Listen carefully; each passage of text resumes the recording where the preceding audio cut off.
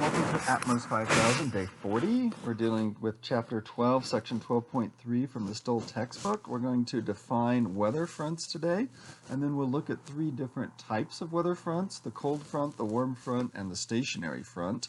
And we'll look at their cross-sections to learn more about the weather that's commonly associated with these fronts. The simplest definition of a front is that it's pretty much a boundary between two air masses. And that boundary is an area where there's a transition zone where the thermodynamic properties of the individual air masses are mixing together.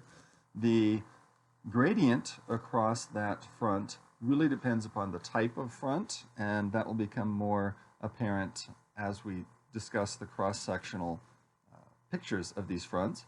And the fronts are typically not vertical either, they slope. And we'll look at what controls the slope of the fronts as well.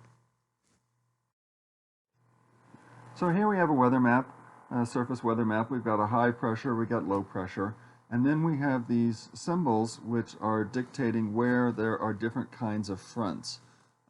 And you'll notice that the fronts themselves are all connected to the low pressure zones. And that is one of the ways that these fronts are formed, is around low pressure zones, and we'll talk a little bit about why that happens. But there are several different kinds of fronts being shown here. We have warm fronts, we have cold fronts, we have stationary fronts, and we have occluded fronts. And what we need to do is we need to understand the different symbols that we use for each of these different types of fronts. So, for a cold front, it's typically blue on these maps, and it has these triangles, these equilateral triangles, and the equilateral triangles are basically put on the side of the front to show what direction the air is moving. So this would be a cold front, and the air would be moving down the page.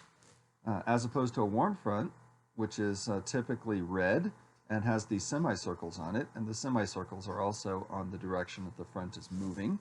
This would be in the northern hemisphere, basically from the south moving north, would be very common.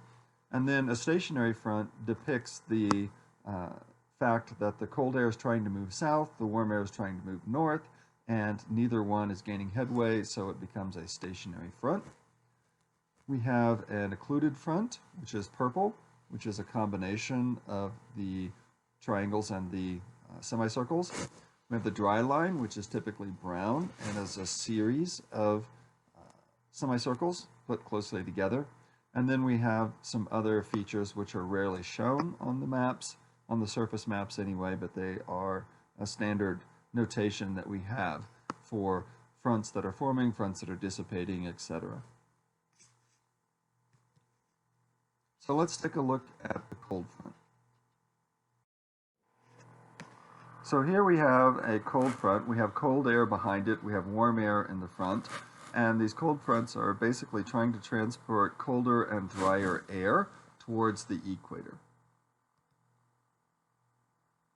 So there you have it. You have this wedge of cold air that is moving into the warmer air out in front of it. And the response of the system to this advancing cold air really depends upon the stability of the atmosphere before the cold front got there. Because the cold front is acting as a lifting mechanism, and the response of the atmosphere really depends upon the stability. So the first one up here, A, we have a warm, moist, conditionally unstable atmosphere. And the cold air is advancing, and it lifts the air parcels, and it lifts the air parcels high enough to where they become unstable, and they will then pass their level of free convection and will start to grow in a deep cloud all the way up to the equilibrium level. In that case, you're liable to have very deep cloud, very deep convection, along with thunderstorms and heavy rain, and sometimes severe weather associated with that. In contrast, in part B, we have a warm, moist, stable layer. So as we lift that air parcel due to the advancing cold air, the stability of the atmosphere essentially prevents the air from making it to the level of free convection. And the only reason you have ascent is because you have continual forcing from the cold air advancing and diving underneath the warm air. You can still get rain associated with this, but it's not going to be the severe type of weather that you would get as you would in picture A above. And lastly, we have C down below at the bottom, where we're lifting warm, dry, stable air. And because the air is dry, as you're lifting it, the air does not make it to the lifting condensation level, and as a result, no clouds form, even though you do have vertical motion. You just happen to be lifting this dry air, and it doesn't lift high enough in order to make a cloud.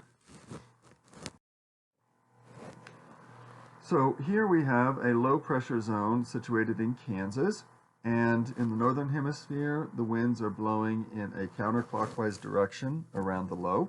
So north of the low, the winds are from the east, and to the west of the low, the winds are from the north, and it's basically bringing that cold air mass from Canada, in this case, a continental polar air mass, down south. And as you have the rotation, you're also bringing a warm, moist air mass, a maritime tropical air mass, up in front of the low pressure zone into the southeastern United States. So here we have the isobars typically around a low pressure zone with a cold front and a warm front situated. So you'll note that the isobars have a trough headed down towards the bottom, and that front, that cold front, is actually following right in the trough of the low pressure zone. There is a secondary trough which is not nearly as distinct, where the warm front is actually forming as well. And let's take a look by adding on the typical wind directions around this low pressure zone. So behind the fronts you have the rotation around the low, and this is not depicting any cross-isobaric flow. This is actually geostrophic flow. And as you move closer to the surface, recall you have friction, and the air parcels will cross the isobars from high to low, which will give you some surface convergence. But here we're just kind of looking at the general flow pattern, ignoring the friction at this point. And then out in advance of the cold front and behind the warm front, we have winds that are basically from the southwest. And you'll notice that the winds are all changing directions at the location of those troughs, at the locations of those fronts. And by definition, the one thing that's always going to change across a front is going to be the wind direction, just because of the trough nature of the pressure patterns. And so behind the cold front, we have winds from the north or northwest. Before the cold front, we have winds from the west or the southwest. And then before the warm front arrives, we have winds from the southeast, and then it switches to the southwest after the warm front arrives. So here we have a cross-section of a cold front, and we can see that the transition zone is around 50 kilometers wide, and that the slope is sloping back towards the cold air.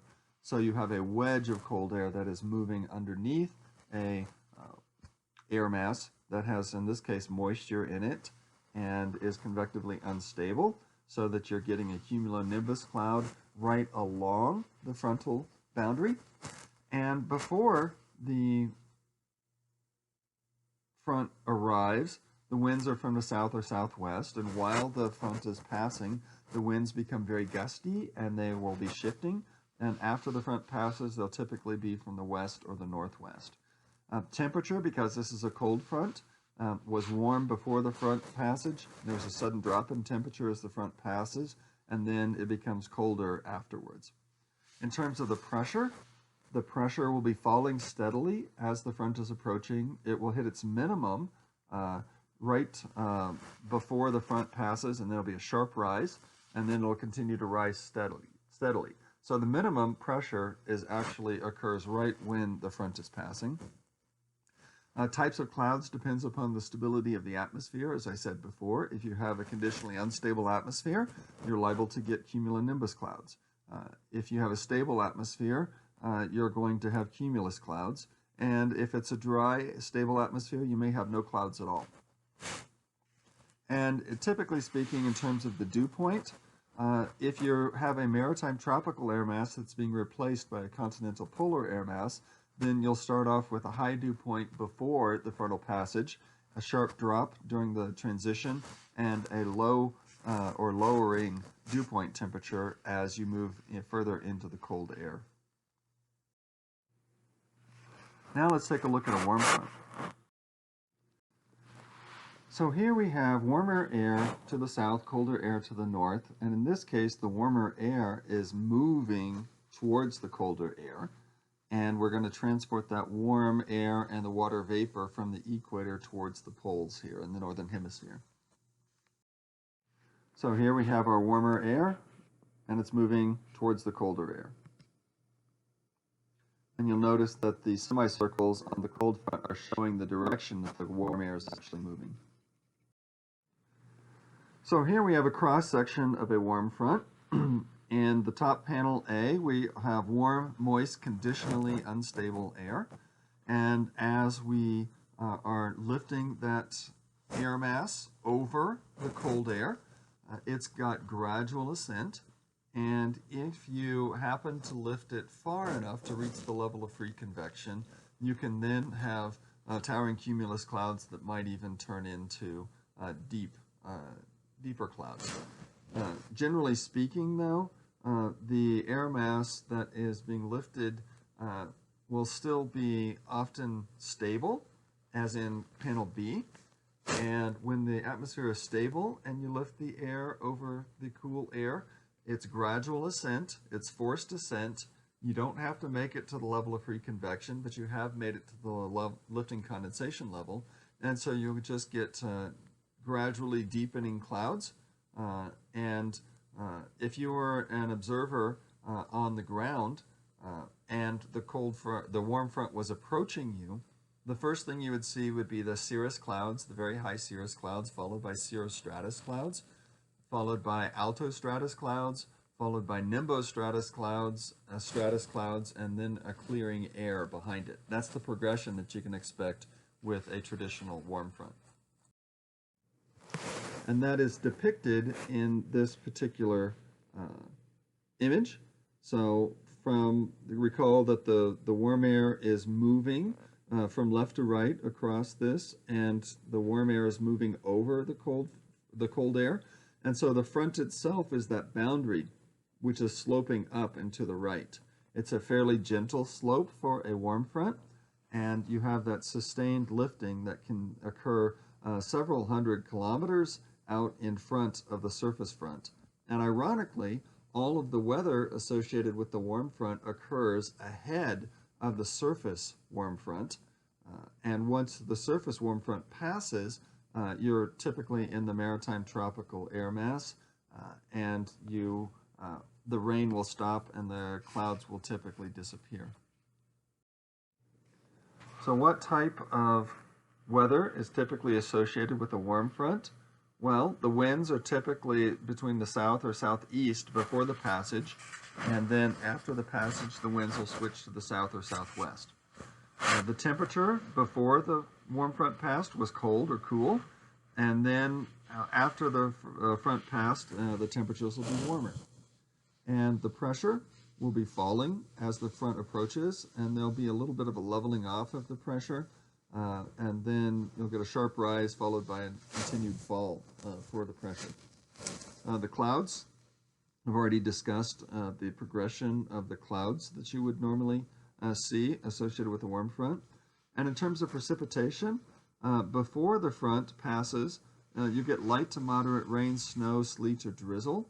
And then after the passage, the rain typically starts to taper off pretty quickly. And then the dew point, because you start off in the cool air, you have a relatively low dew point temperature. And then as the front passes, you're bringing in maritime air, oftentimes associated with these warm fronts. And so you'll be rising in terms of the dew point temperature. Next, we'll talk about a stationary front. So here In panel A, we have a depiction of a stationary front. And you might notice that the transition zone between these two air masses is not going to be moving because the winds are blowing parallel to the front. So when these winds are blowing parallel to the front, it's very difficult to move that transition zone in any significant way. In the panel down below, we also have a boundary that is not moving, and in this case we have air that is moving from the northeast along the front itself in the cold air. We do have some convergence which is happening at the front, and so you do have some lifting, but in this case you get cloud cover in advance, and it's acting kind of like a little bit like a warm front, but the surface front itself is not moving and not progressing.